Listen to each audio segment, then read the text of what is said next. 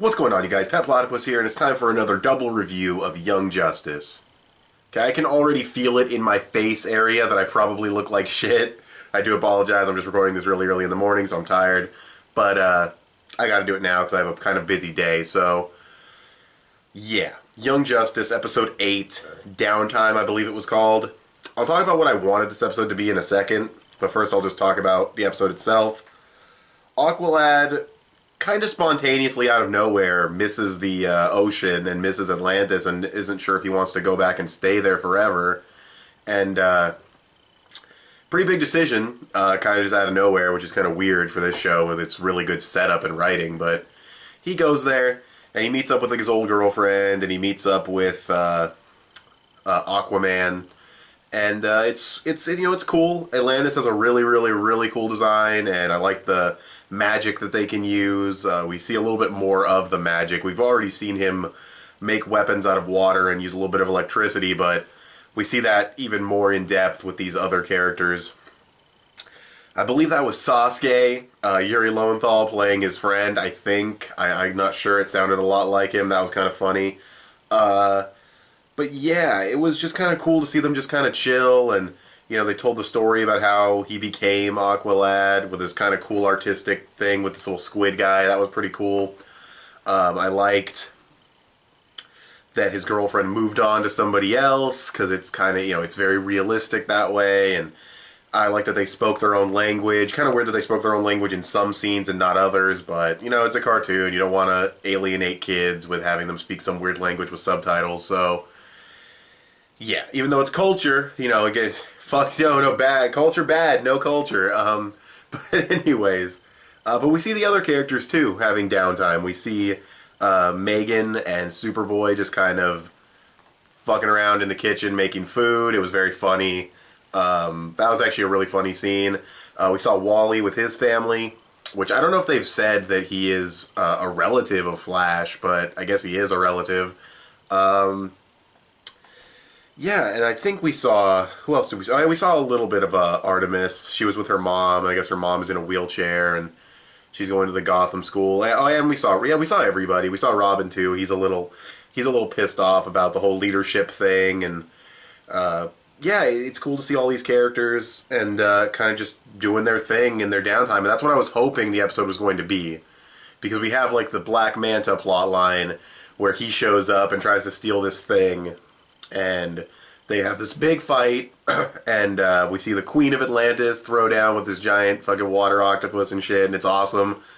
But it would have been cool, just for the sake of unique writing, if this episode was purely just downtime. Like, on some Tales of Ba Sing Se type shit. Well, I mean, Tales of Ba Sing Se, I mean, there was Aang trying to, you know, round up the animals, but for the most part, it's a pretty conflict-less, it's a weird way of saying how I say it. It's an episode with no real conflicts. There we go, just totally reword it. It's an episode with no real conflicts. It's just the characters living their lives, doing their thing in Ba Sing Se, and it's fun, and it's a breather, and it's unique storytelling, and it would have been cool if that's what this entire episode was, but, you know, you gotta put in the action scene, and it's not a complaint at all. Not a complaint. It's a total nitpick. It's not even a nitpick. It's not even a problem with the episode that there's a big fight at the end. That's totally fine. I'm just saying the episode could have been, like, really unique and really cool if it was just pure downtime, pure character building, and just fleshing out the characters. But what it is totally fine, totally acceptable. I'm expecting it to be more than what it is. I'm not reviewing it for what it's not, so... Don't get that twisted. It's not a complaint at all. It was still a really good episode. The Black Manta stuff did set up stuff for later. He wanted this creature for something. They only saved a little piece of this creature's DNA. It seems like that could come back into play at some point. Oh, and he works for those dudes get around, man. Those fucking dudes in the fucking... I don't want to say the silhouettes, because they're, like, all lit up and glowing, but... Those Cadmus fuckers, or maybe they're not Cadmus, but those dudes in white, the big fucking League of Shadows that's not the League of Shadows, but you know what I mean. They get around, man. They got a lot of people on their fucking payroll, I guess. That was pretty surprising, but pretty awesome at the same time. So, yeah, I really enjoyed the episode. It was good.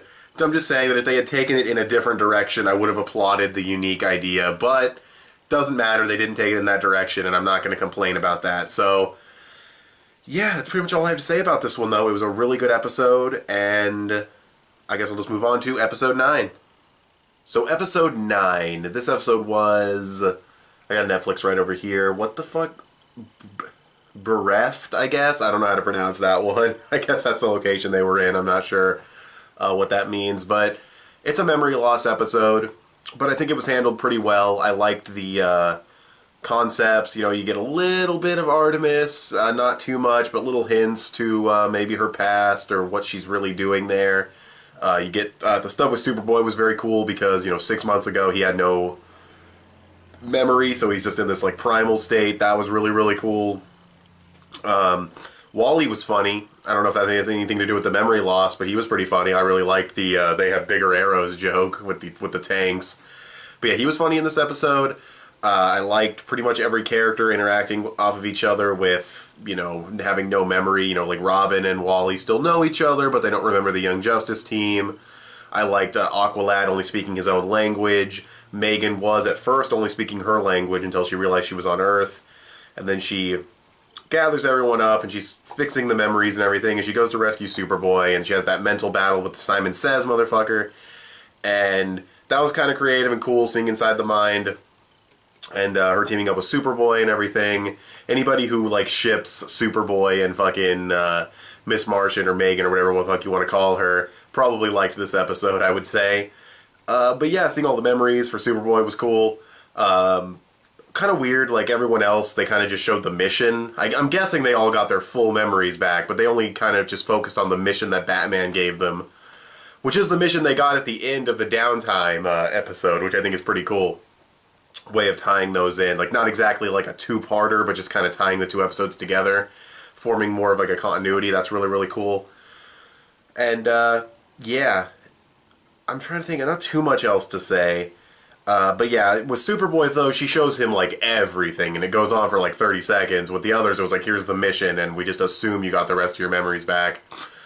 Not really a nitpick or anything, just kind of interesting to point out. I mean, it is Superboy, though. If she's gonna focus on anyone's memories, it's gonna be him, because she has a crush on him, I guess. But, yeah, I like how he says, you know, you're strong and I'm stubborn, and they use their mental power to team up. It's cool that he's really learned a lot about being, you know, a human and everything, and... Well, he's not a human. He's like a weird Kryptonian thing, but you know what I mean. He's self-recognizing that he is stubborn. He can crack jokes every once in a while. You know, it's cool to see him develop. And yeah, the weird ball thing, their new souvenir, that thing's interesting. It seemed maybe mentally linked with Superboy, or possibly just for some reason it wants to protect him. I'm not sure what's going on there, so I'm just throwing ideas out. And then you have the fucking Illuminati. Actually, no, I'll get to Artemis first, then the fucking Illuminati. Artemis did not... 6 months ago, she had never worn that costume, apparently, so that was interesting. But she doesn't know how to use... She knew how to use a bow before that, which makes sense. There's no way she learned to be that skilled in 6 months. So that's interesting. And then there's also the thing where she says her dad probably wants her to kill somebody, and then she kind of just brushes it off later with an excuse about a movie she watched or something. Interesting. Is she the infiltrator? Probably. How's that going to go? I don't know. It's interesting. But it was cool to know that she has not been... Well, I don't know if Artemis is her name or if that's just her... I think her mom called her Artemis in the last episode. So I'm thinking that's her name, but she hasn't been her superhero. She hasn't been like the Green Arrow sidekick for more than 6 months, which is... I mean, I guess that makes sense since that was around the time Speedy left, but... Yeah, she wasn't doing, like, anything superhero-related. So that's just, it's interesting. And, yeah, then the Illuminati. The dudes in fucking white talking to the Simon Says motherfucker about this new transportation they have, and it opens up, like, this portal, and you see the little ball thing, and it's interesting. But yeah, I'm fucking calling these guys the Illuminati until I know what they are, because these fuckers are just everywhere, man. Like, they have everybody on their payroll, or everybody's, like, working with them in some way. It's just...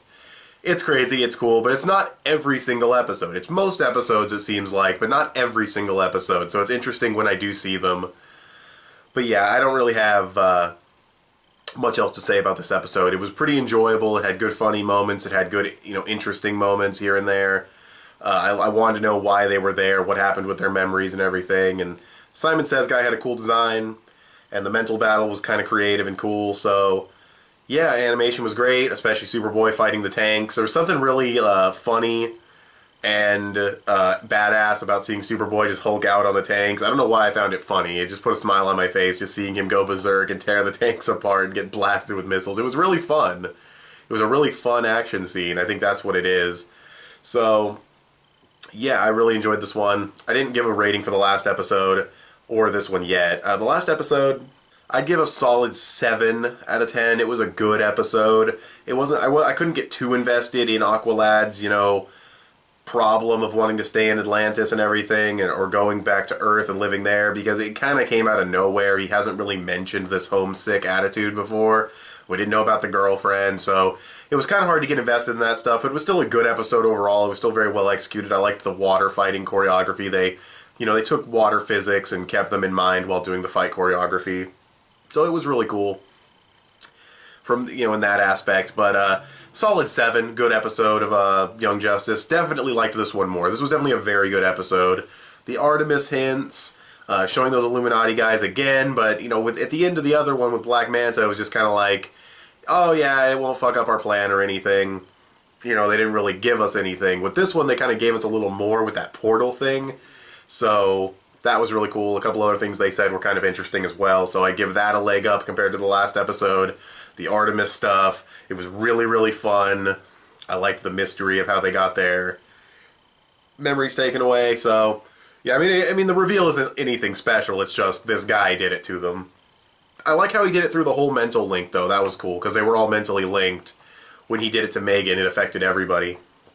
That was really, really cool. But, yeah, other than that, it was a pretty, I won't say standard episode, but it was an enjoyable one. I still think it's very good, though. I'll give it a solid 8 out of 10.